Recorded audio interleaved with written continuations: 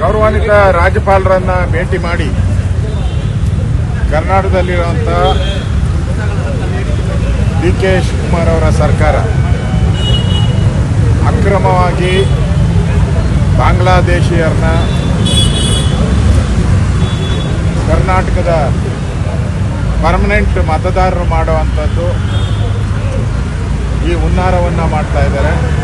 ಇದನ್ನು ತಡಿಬೇಕು ಅಂತೇಳಿ ಗವರ್ನರ್ಗೆ ಇವತ್ತು ಮನವಿಯನ್ನು ಕೊಟ್ಟಿದ್ದೀರಿ.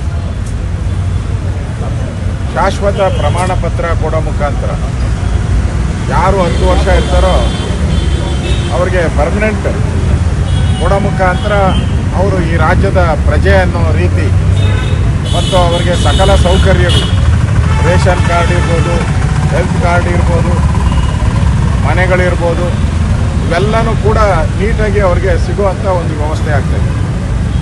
ಅಂದರೆ ಯಾರು ಕಾಂಗ್ರೆಸ್ಗೆ ವೋಟ್ ಹಾಕ್ತಾರೋ ಅವ್ರಿಗೆಲ್ಲ ಪರ್ಮನೆಂಟ್ ಮಾಡುವಂಥ ಒಂದು ಹುನ್ನಾರ ಇದೆ. ಇದರಲ್ಲಿ ದೇಶದ ಭದ್ರತೆ ಅಡಗಿದೆ.